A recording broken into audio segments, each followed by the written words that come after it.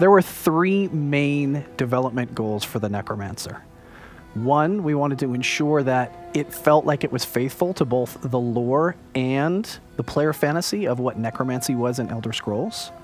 Two, we wanted to ensure that the Necromancer had unique mechanics.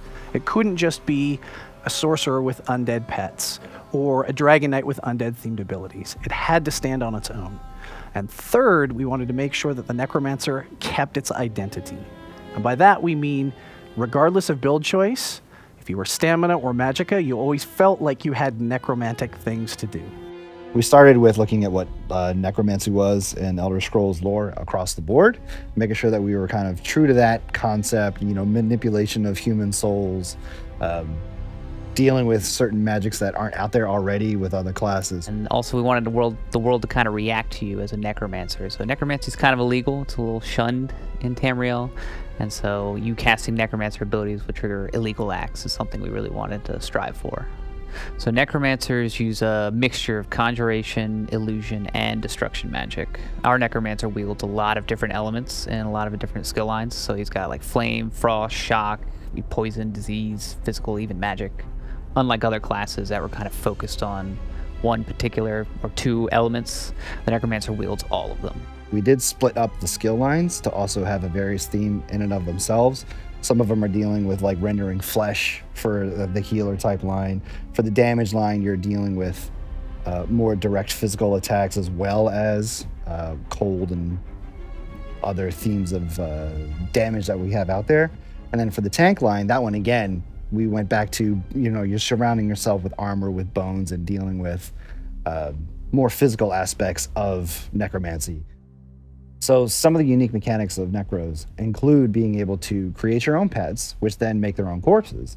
And then you can tether yourself to that corpse, causing damage between you or causing healing between you and that corpse. And also, you don't need to worry about just looking around for corpses trying to scavenge for them. You can make your own by either summoning up a pet and it lasts for a certain amount of time, or there's a skill called bone armor. And when the bone armor wears off, it'll drop down and then you can use that as well. That helps out really well with tanks because that's one of the tank abilities, bone armor.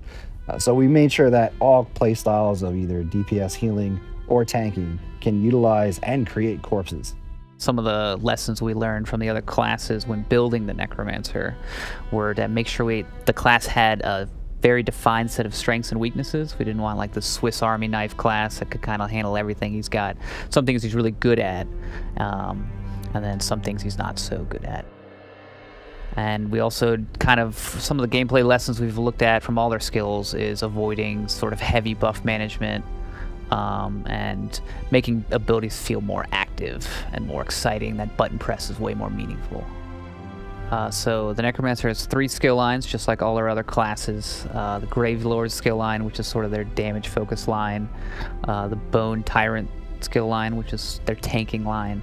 And finally, their Living Death skill line, which is their healing focus line. And the Necromancer has a skill line dedicated to each role.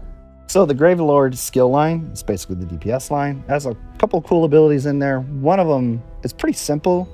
It's just throwing skulls out at people, but every third cast of the skull that gets thrown, it's a bigger one. You see that your character changes the animation. If you look at it in first person view, you do the devil horn, so it's pretty badass.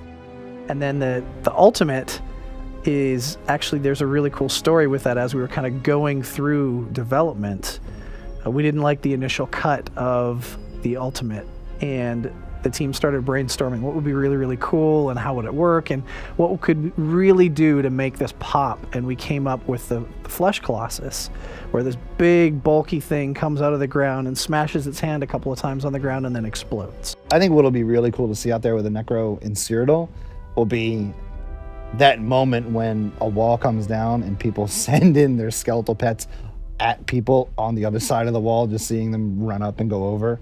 That'll be pretty cool to see. I'm also really excited to see a lot of the justice gameplay with the Necro. I'm imagining a lot of people are going to get into trouble, quite a bit of trouble, with the bounty you're going to accrue casting Necromancer abilities in town.